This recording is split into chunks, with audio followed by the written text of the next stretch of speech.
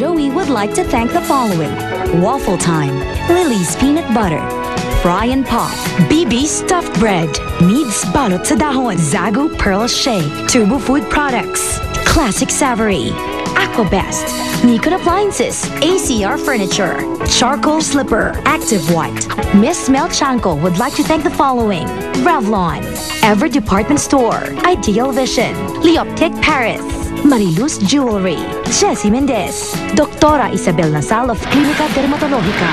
Ito ang isang paborito ko parts. Yung pang ating firefly gazing, yung sa Donsol, sa yung ating Bicolandia Summer Special. Mantakin mo, hindi po tayo pinagdamutan ng mga alitap-tap. Pumayag sila na makuna natin sila ng video. Bihira kasi yan. Alam nyo, mahiyain at talagang mailap daw ang mga alitap-tap. Kaya mga kaibigan, samahan nyo kami ngayon na sa rewind kung paano natin nakuhanan ang mga fireflies ng Donsol. Panoorin natin. Kumukuti-kutita, tila may disenyo ang kanilang paggalaw. Akala mo, ito'y mga ilaw ng Christmas tree. Pero wag ka, libu-libong alitap-tap ang mga ito. At sa unang pagkakataon, na-i-record ng kamera para sa telebisyon. Pinagmamalaki ng Mel and Joey ang alitap-tap experience sa Donsol. We went to Secure Island in the Philippines and we saw some fireflies, but not that many. First time? Yes, she's really beautiful. Yes. I have traveled to other countries, but I only saw in the Philippines. There's thousands of them in there, so and they're all lit up. I thought I could get them on my camera because they were so light, but unfortunately it didn't come out. Mga Pilipino at dayuhan, marami na raw sumubok na kuna ng litrato o video ang mga alitap-tap dito. Marami na rin akong nakita mga pupunta para kunan siya ng video. Kaya lang talaga ang hirap niya kasi kunan eh. Kailangan talagang madilim. Yung sa Mel and Joey, nakita ko na nabidyoan niya talaga ng magandang buong buo. Dalawang lugar dito sa Donsol ang paboritong tambayan ng mga alitap-tap. Ang Donsol River at ang Ogod River.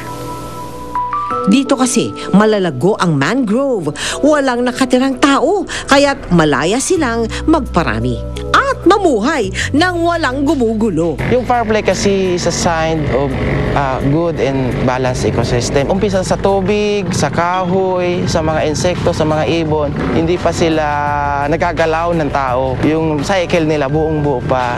Mahigit 1.5 taon na sila'y larvae o uod. At 2 hanggang 3 buwan kung sila'y mamuhay ng nakalilipad.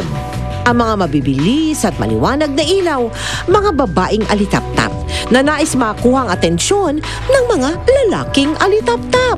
3 dahilan kung bakit kumukuti-kutitap ang ilaw ng mga alitap-tap. Dahil ito sa kanilang paghinga. Para makipag-usap sa kapwa nila alitap-tap. At bilang babala sa kanilang mga kalaban. Para matakot yung predator kasi mukha silang apoy. Who wants to eat fire, diba? Isang natutulog na bayan ng Donsol noon. Limitado ang kabuhayan. Mahirap puntahan. Ika nga nila, isang alikabok sa mapa ng Pilipinas. Sabi nila, ano kaya kung mag-river cruise po dito sa loob? May nakita silang fireflies. Sabi ng BIO, may mas marami pa dyan. Sabi ng guest, talaga, doon na nag-umpisan. Si Antolin Cuelana, dating assistant BIO, nagpasyang tutukan ng Alitap-Tap Tour mula nang nagsimula ito noong 2005. Pag nandun na sila, na-enjoy sila, naramdaman ko parang tuwang-tuwa rin ako, parang pinagmamalaki ko yung lugar ko na dati noon, baliwala lang to sa amin. Kaya naman para kay Antolina sa lahat ng mga taga-Donsol, malaki ang respeto nila sa kalikasan na siya ring nagbigay sa lugar nila ng katanyagan sa iba't ibang bahagi ng mundo. Sa lahat po na gustong pumunta dito sa Donsol, try nyo po na magbutanding interaksyon at siguradong matutuwa kayo. Paggabi naman, try nyo po yung fireflies namin. Ma-amaze kayo, magugulat talaga kayo sa dami ng fireflies namin sa loob. May nagsasabi na, ang daming Tinkerbell, ang daming stars, ang baba na, nahawakan ko na oh. Dahil sa turismo na naihatid ng mga butanding noong una at ngayon, Firefly Watching and River Cruise Tour, malaki ang nagbago sa bayan ng Donsol. Kinang na dulot ng alitap-tap sa Donsol.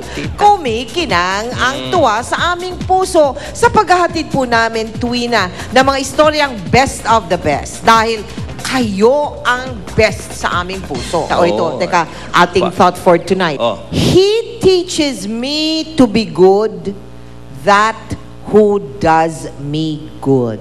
ang isang taong nagtuturo sa aking maging isang mabuting tao ay isang taong gumagawa sa akin ng mabuti. Correct! Napakabuti. Ang Ganda, galing. ganda, Pero mga ganda. kaibigan, lagi namin sinasabi ni Partner Mel, ang pinakamabuti sa lahat, kahit anong liit, kahit anong laki, maging biyaya tayo sa ibang tao. Yan. And always try to see the good in everyone. Mga kaibigan, dito...